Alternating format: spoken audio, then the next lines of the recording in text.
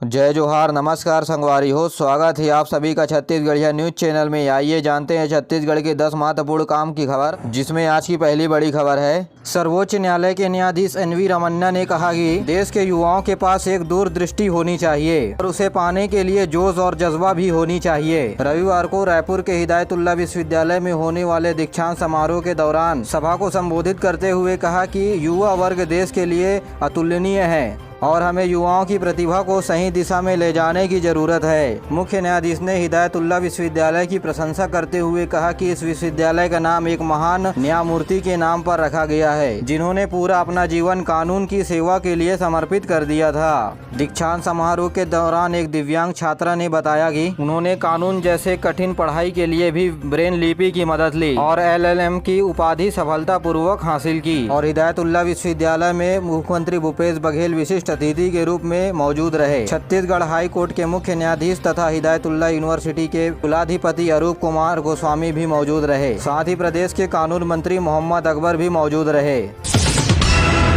राजनांदगांव जिले में करीब 1.5 लाख किसानों से 18 करोड़ रुपए का प्रीमियम राशि जमा कराया जा चुका है। जिले में खरीफ फसल के बीमा का लाभ लेने वाले किसानों में काफी उत्साह देखने को मिल रहा है। राजनांदगांव जिले के सहकारी बैंक के CEO सुधीर कुमार ने बताया कि अब तक फसल बीमा योजना के अंतर्गत कीट, सूखा और बरसात से फसलों के नुकसान होने के कारण प्रीमियम राशि के आधार पर उन्हें फसल के नुकसान के बदले में राशि दी जाती है। उन्होंने बताया कि पिछले वर्ष की तुलना में इस वर्ष सबसे अधिक किसानों ने फसल बीमा कराया है और इस योजना के अंतर्गत फसल के रकबे में भी बढ़ोतरी हुई है। फसल बीमा योजना के अंतिम दिन भी किसानों ने बड़ी संख्या में अपनी रुचि दिखाई। आज़ादी के अमृत महोत्सव के उपलक्ष्य में कांग्रेस के द्वारा 75 जिलों में पदयात्रा की जाएगी। यह पदयात्रा 9 अगस्त से शुरू होगी। इस संबंध में प्रदेश कांग्रेस की कार्यकारिणी बैठक में विस्तार से चर्चा की गई।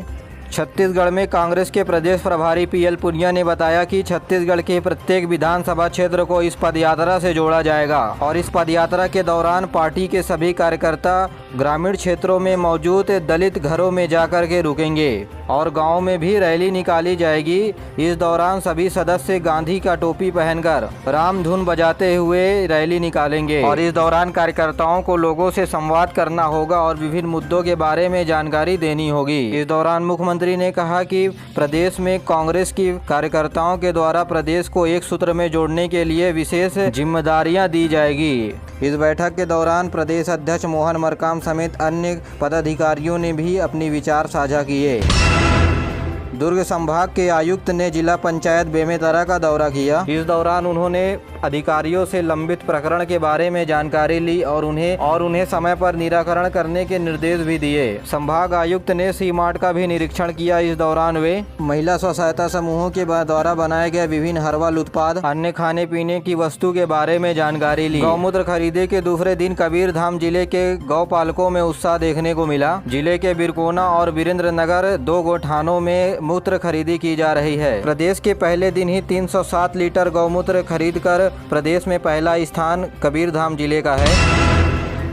आज़ादी के अमृत महोत्सव के दौरान देश भर में 13 अगस्त से 15 अगस्त तक हर घर तिरंगा अभियान चलाया जाएगा। इसके लिए देश भर में तैयारियां की जा रही है। छत्तीसगढ़ में भी इसकी तैयारियां जोरों शोरों से चल रही है। हर गांव, हर गली मोहल्ला में तिरंगा फहराने की अभियान शुरू हो गई है। इस संबंध में भाजपा के विधायक और वरिष्ठ नेता बृजमोहन अग्रवाल ने बताया कि केंद्र सरकार डाकघर के माध्यम से तिरंगा उपलब्ध करा रही है। उन्होंने कहा कि प्रदेश के सभी भाजपा कार्यालयों में तिरंगा उपलब्ध कराया जाएगा। श्री अग्रवाल ने सभी वर्ग के लोगों को इस अभियान का हिस्सा बनने की अपील की है। इधर दुर्ग जिले के लोकसभा सांसद विजय बघेल के घर से हर घर तिरंगा अभियान शुरू किया गया। इस दौरान सांसद ने 9 अगस्त से 15 अगस्त तक हर घर तिरंगा फहराने की अपील की। इस अवसर पर श्री बघेल ने कहा कि देश आज़ादी के 75 वर्षगांठ मनाने जा रहा है। उन्होंने कहा कि सभी को शपथ लेनी चाहिए कि आने वाले 25 सालों में देश को ऐश्वर्य और वैभव तक पहुँचाएंगे। दक्षिण पूर्व मध्य रेलवे जोन के नागपुर मंडल में राजनांदगांव के कलमला क्षेत्र में नॉन इंटरलॉकिंग के चलते इस मार्ग में चलने वाली कई ट्रेन प्रभावित रहेगी। जानकारी के अनुसार 1 और 2 अगस्त को करीब 28 ट्रेनें रद्द रहेंगी। वहीं 4 ट्रेनों को बीच में ही समाप्त किया जाएगा। कांकेर जिले के नरहरपुर में बिजली महोत्सव मनाया गया। केंद्र सरकार की सौभाग्य योजना, दीनदयाल उपाध्याय ज्योति योजना और उपभोक्ताओं के बारे में अन्य लोगों को जानकारी दी। गौरतलब है कि आजादी के अमृत महोत्सव और उज्ज्वल भारत उज्ज्वल भविष्य के अंतर्गत प्रदेश में इस तरह के कार्यक्रमों का आयोजन किया जा रहा है।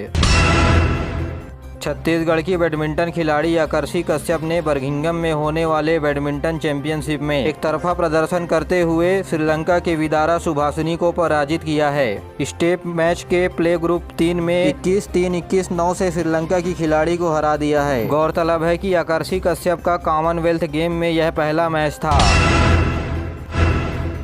राज्य सरकार ने प्रदेश में काम कर रहे शासकीय कर्मचारियों और उनके आश्रित परिवारों के इलाज के लिए 75 अस्पतालों को मान्यता दी गई है। इसमें से 73 अस्पताल प्रदेश के हैं तो वहीं 2 अस्पताल महाराष्ट्र के नागपुर से हैं। सरकारी कर्मियों के इलाज के लिए चालू वित्तीय वर्ष में इन अस्पतालों को मान्यता दिया गया है। लोक स्वास्थ्य परिवार कल्याण मंत्री टी.एस. सिंहदेव के अनुमोदन के बाद शिक्षा विभाग को मान्यता मिले अस्पतालों की सूची मंत्रालय की ओर से जारी कर दिया गया है। प्रदेश के स्वास्थ्य अधिकारियों ने बताया कि इनमें कुछ दिनों के बाद और भी अस्पतालों के नाम जोड़े जाएंगे। देश के आईटीआई और पॉलिटेक्निक कॉलेज में 3D प्रिंटिंग और रोबोटिक्स जैसे नए सब्जेक्ट का शुभारंभ किया जाएगा।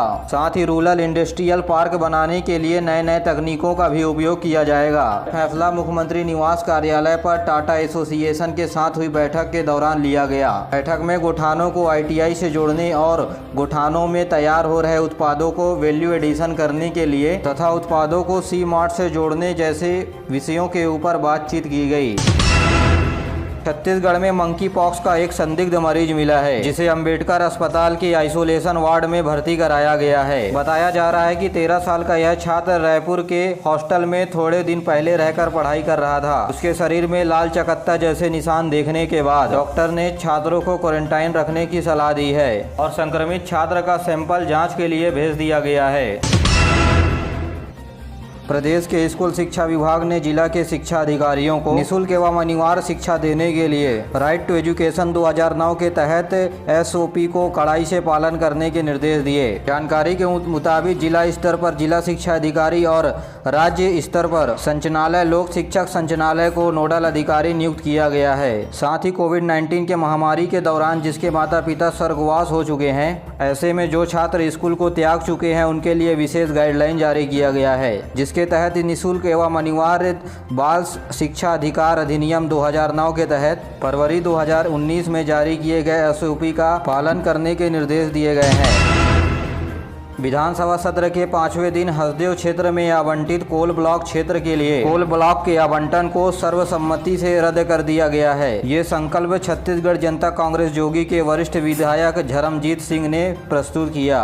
मुख्यमंत्री भूपेश बघेल ने कहा कि हसदेव अरण्य क्षेत्र मिनी माता हसदो बांगो डैम का जल ग्रहण क्षेत्र है और मिनी माता बांगो डैम से कोरबा, बिलासपुर और जांजगीर चांपा समेत रायगढ़ जिले में जल की आपूर्ति होती है। ऐसे में कोल ब्लॉक के खुलने से विकट परिस्थितियां आ सकती हैं जो सही नहीं है। इसीलिए हसदेव क्षेत्र में आवंटित कोल ब्लॉक के आवंटन को रद्द कर दिया गया है। आपको बता दें कि हसदेव अरण्य क्षेत्र में पेड़ों की कटाई को लेकर एक लंबा जन आंदोलन चला था। इसके लिए देश और प्रदेश में ही नहीं बल्कि पूरी दुनिया में विरोध शुरू हुआ था।